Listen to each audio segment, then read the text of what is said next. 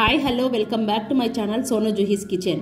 ఇవాల్టి వీడియోలో చాలా తక్కువ టైంలో హెల్తీగా లంచ్ బాక్స్ ప్రిపేర్ ఎలా చేసుకోవాలో ఈ వీడియోలో చూద్దాం.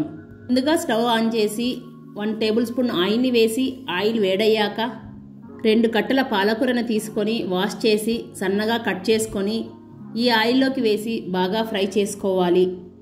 ఇలా ఫ్రై చేసేటప్పుడు ఆకుకూర నుండి వాటర్ వస్తుంది కదా, ఈ వాటర్ అంతా ఇంకిపోయేంత వరకు ఇలా కలుపుతూ 2 నుంచి 3 నిమిషాల వరకు ఫ్రై చేస్తే ఇలా దగ్గర పడుతుంది. అలాగే ఇలా చేసిన పలావ్ని పిల్లలు ఇష్టంగా తినేస్తారు. అంత బాగుంటుంది పాలక్ పలావ్ రైస్. ఇప్పుడు స్టవ్ ఆఫ్ చేసి చల్లారనిద్దాం. ఇప్పుడు పలావ్ చేయడానికి స్టవ్ ఆన్ చేసి ప్యాన్లో 2 table spoon oil, 2 table spoon నెయ్యిని వేసి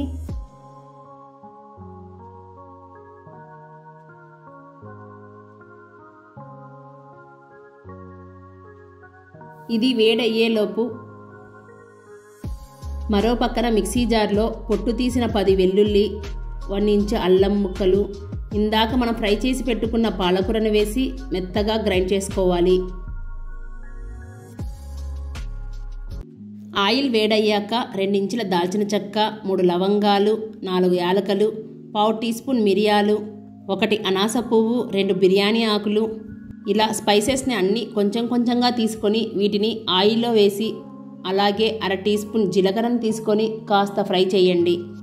ఇప్పుడు ఇందులో సన్నగా కట్ చేసుకున్న 1/2 కప్పు ఉల్లిపాయలను తీసుకొని బాగా ఫ్రై చేసుకోవాలి. ఇవి లైట్ గోల్డెన్ కలర్ వచ్చేంత వరకు వేయించుకోవాలి. నేను ఇక్కడ ప్యాన్లో చేస్తున్నాను. మీరు కావాలంటే సేమ్ ప్రాసెస్లో కుక్కర్లో కూడా చేసుకోవచ్చు.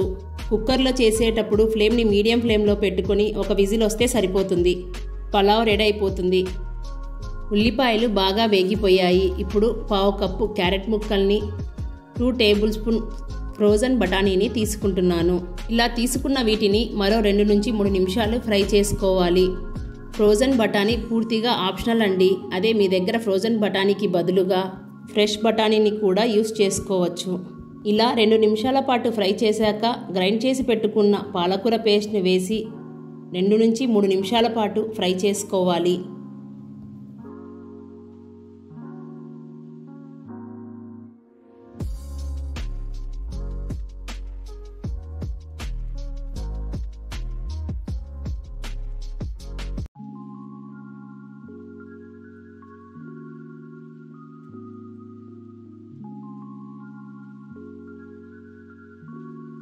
ఇందులోకి 2 పొడవుగా కట్ చేసుకున్న పచ్చిమిర్చిని వేసుకోవాలి.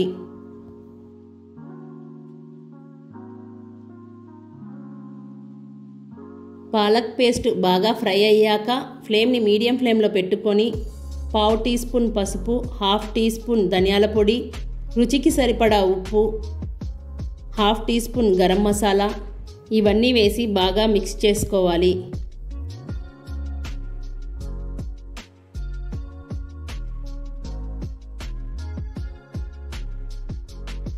ఇప్పుడు ఇందులోకి 1 గ్లాస్ వరకు రైస్ తీసుకొని కడిగి ఇందులో వేసుకోవాలి.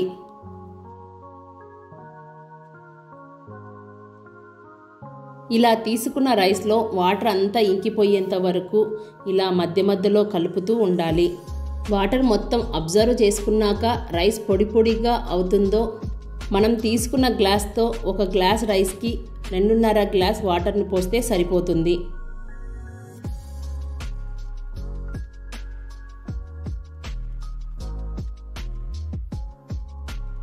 ఇప్పుడు ఇందులోకి సన్నగా తరిగిన కొత్తిమీరను వేసి అలాగే 1/2 చెక్క నిమ్మరసాన్ని వేసి కలుపుకోవాలి.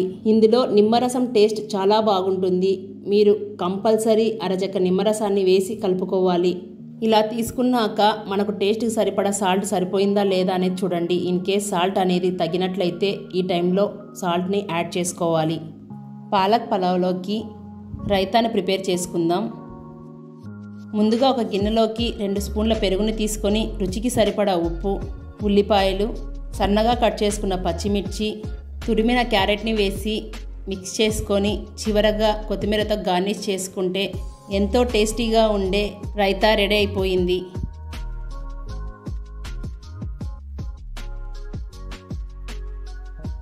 చూడండి, ఎంతో టేస్టీగా ఉండే పాలక్ రైస్ రెడీ అయిపోయింది. ఇవాల్టి వీడియోలో colourful healthy lunch box recipe ఎలా వచ్చిందో కామెంట్ చేయడం అసలు మర్చిపోవద్దు. ఇలాంటివి మరెన్నో మంచి మంచి రెసిపీస్ కోసం సోను జుహీస్ కిచెన్ని సబ్స్క్రైబ్ చేసుకోండి. మీ ఫ్రెండ్స్ రిలేటివ్స్కి షేర్ చేయండి.